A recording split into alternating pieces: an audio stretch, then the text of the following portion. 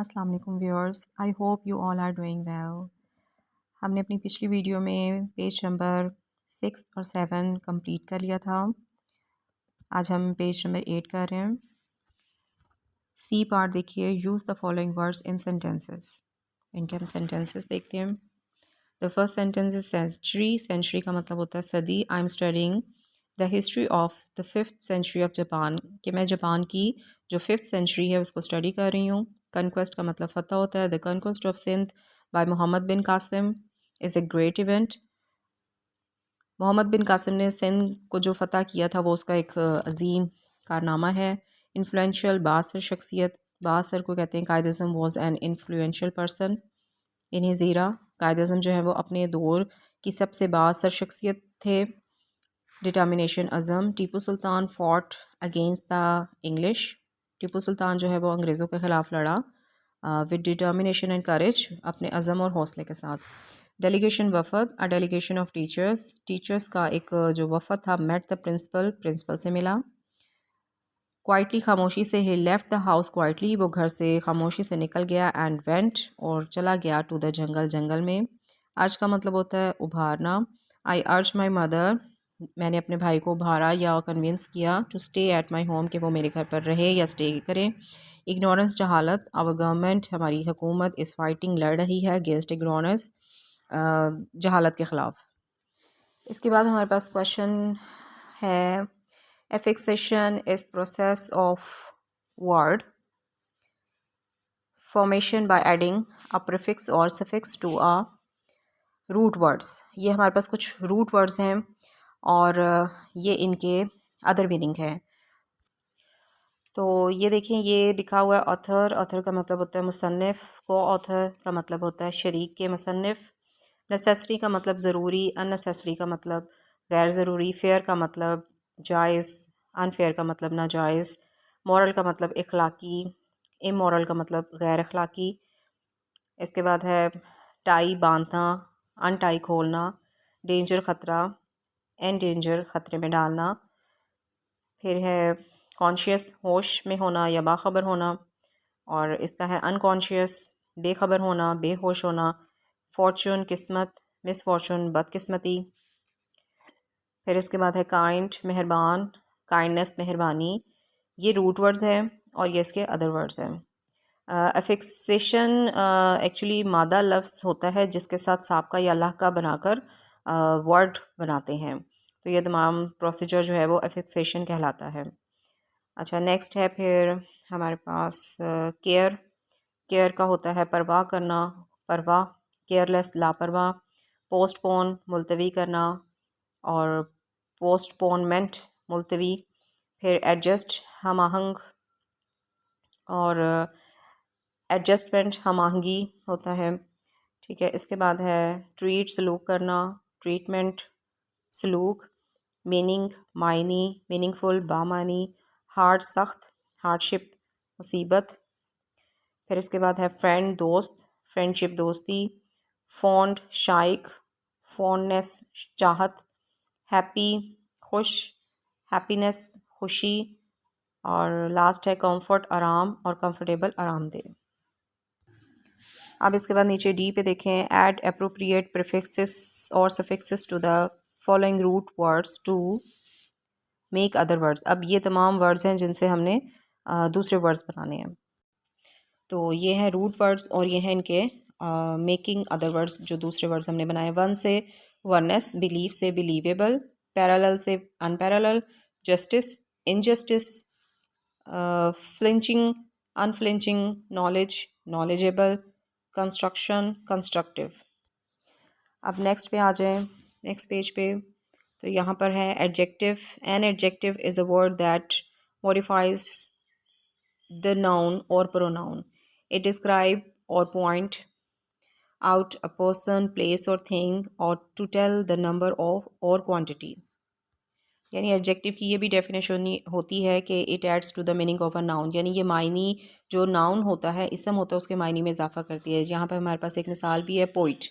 Poet एक noun है, ठीक है, शायर होता है। अब इसके साथ हमने फेमस लगा दिया है तो ये इसकी एडजेक्टिव हो गई है।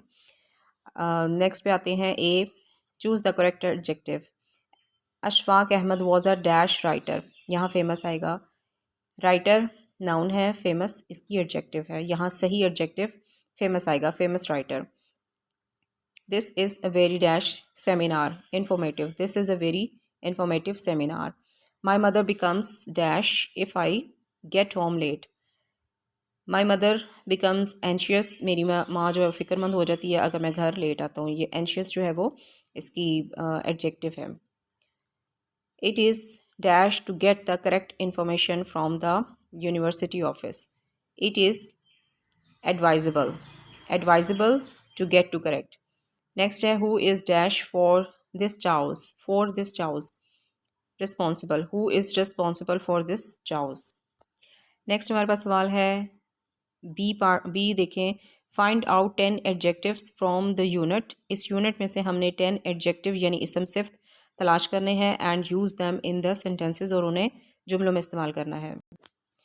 ये हमारे पास 10 एडजेक्टिव्स हैं जो हमने बुक में से, चैप्टर में से लिए हैं। Unparalleled, trackless, dazzling, tropical, remarkable, eloquence, profound, caring, spiritual, worldly। हमारा ये क्वेश्चन भी कंप्लीट हो गया एडजेक्टिव्स वाला। अब नेक्स्ट पेज पे आते हैं, पेज नंबर 10 पे। Conditionals type, open conditional. Type 1, conditionals of this type tell us that something will happen if a certain condition is fulfilled. The condition may or may not be fulfilled।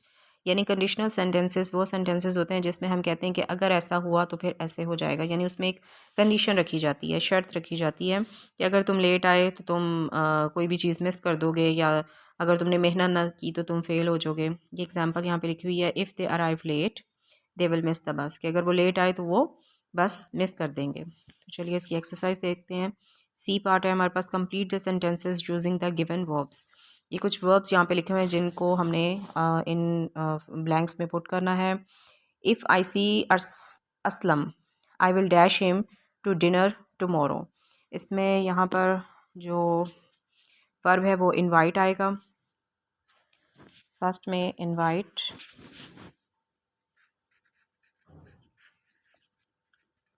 Invite. Second है if I dash out I will turn off the TV.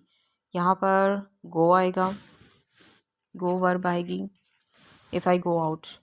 If you dash tricks on people they will not trust you again. यहाँ पर इसमें से play आएगा।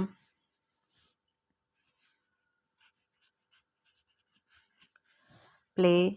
If the farmer dash all his kiwi fruit in the market he will be very pleased। if the farmer, यहाँ पर sells आएगा, sells। next है I will dash you with your homework if I can। तो fifth number पे आएगा help, I will help। और next है I will dash you ride my bike if you like। यहाँ पर give आएगा, I will give you।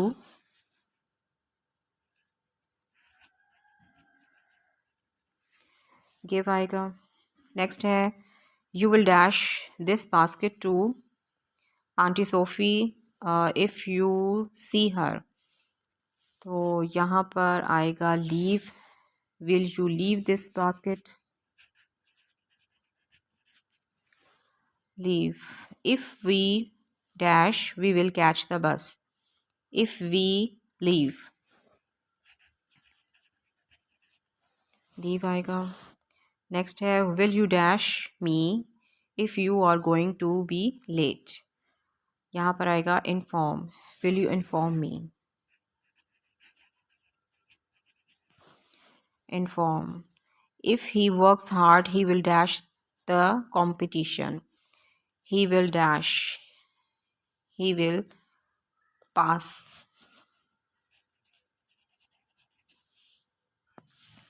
ये question भी कंप्लीट हो गया। डी पार्ट देखें, put the suitable verbs in the given blankets. यहाँ पर कुछ टेंसेस के हवाले से हमने हेल्पिंग वर्ब जो है वो पुट करने हैं। मैंने आपको पिछली 12 वीडियोस मेरी ऐसी थी जिसमें मैंने 12 के 12 टेंसेस आपके साथ कम्प्लीटली शेयर किए थे विद 30 और 40 एग्जांपल्स। तो आई होप कि आपको वो सब टेंसेस और इनके स्ट्रक्चर और उनके हेल्पिंग वर्ब याद होंगे। तो हम उसी की हेल्प लेते हुए इस क्वेश्चन को सॉल्व करते हैं। I dash living in this house since 1970। अब आपको पता है जिस टेंस में टाइम मेंशन हो उसके हेल्पिंग वर्ब जो होते हैं वो हैज़ बीन और हैव बीन होते हैं। तो यहाँ पर आई है तो आई के साथ हम हैव बीन का इस्तेमाल करेंगे। यहाँ पर ये वाली ऑप्शन आएगी have been. I have been living in this house since 1970। Next है ही डैश हेयर यस्टरडे। तो यहाँ पर जो है ही केम, आपको पता है ये पास्ट टेंस है और इसमें इसके पॉजिटिव सेंटेंसेस में सेकंड फॉर्म आती है। यहाँ पर केम आएगा second form. If you dash I shall be available, आपको पता है ये फ्यूचर टेंस है। तो फ्यूचर टेंस का जो हेल्पिंग वर्ब होता है वो उसमें जो फॉर्म आती है वो फर्स्ट आती है। तो यहाँ पर इफ़ यू कम आएगा। इफ़ यू कम ये कंडीशनल सेंटेंस भी है, इसलिए यहाँ पर काम आएगा। He dash take the examination next year, यहाँ पर जो हेल्पिंग वर्ब है वो विल इस्तेमाल करेंगे। He will take the examination, क्योंकि वो भी नेक्स्ट ईयर में ये काम करेगा तो फ्यूचर में विल आता है। अच्छा यहाँ पर हमने करना था ऐसे, विल आएगा। और he dash to us tomorrow, यहाँ पर जो है वो विल कम आएगा कि वो कल आएगा। तो आने वाले वक्त के लिए जो हम हेल्पिंग वर्ब इस्तेमाल करते हैं विल शैल होता है। आई के साथ जो है वो हम शैल इस्तेमाल करते हैं। ही के साथ हमने विल इस्तेमाल किया, he will come. Okay next हमारे पास है writing skills. Summarise paragraph 2 of the unit in these in 3 और 4 सेंटेंसेस। अगर हम पैराग्राफ 2 देखें जो कि हमारे चैप्टर का पैराग्राफ है, ये देखिए ये हमारा सेकंड पैराग्राफ है। The Arab possessed a remarkable memory. हमने बड़े अच्छे तरीके से इसकी ट्रांसलेशन अपनी पिछली वीडियो में की थी। तो अगर हम इसको 3 और 4 लाइंस में अगर हम इसे डिस्क्राइब करना चाहें तो हम इस पैराग्राफ को इस तरह से डिस्क्राइब कर सकते हैं या समराइज इसकी समरी कर सकते हैं कि the Arabs had a remarkable memory and were N eloquent people. Every year a fair was held for political competition at Ukaz. Due to eloquence of the Arabic language, Allah Almighty chose it for sending final message to mankind. अब ये यहाँ से लेकर यहाँ तक काफ़ी बड़ा paragraph था जिसको हमने 3 to 4 लाइंस में इसको समराइज़ कर दिया। तो ये भी हमारा क्वेश्चन कंप्लीट हो गया।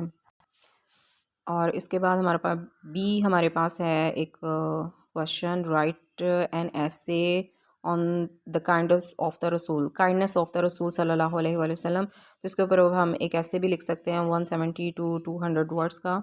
तो ये जो है वो हम इसे नहीं सॉल्व करेंगे क्योंकि मोस्टली जो है वो ये स्कूल में नहीं करवाया जाता क्वेश्चन। तो इंशाल्लाह आज हमारा जो है वो ये कोशिश की थी हमने कि कंप्लीट हो जाए चैप्टर। तो अल्हम्दुलिल्लाह हमने जो है वो ये पूरा chapter with exercise, with meanings, with translation सब कुछ कंप्लीट कर लिया। तो इंशाल्लाह नेक्स्ट वीडियो में जो है हम अपना सेकंड चैप्टर स्टार्ट करेंगे। तो उम्मीद है कि आपको मेरी वीडियो पसंद आई होगी इस चैप्टर के हवाले से। अगर मेरी वीडियोस आपको पसंद आई तो उसे लाइक और शेयर ज़रूर कीजिएगा।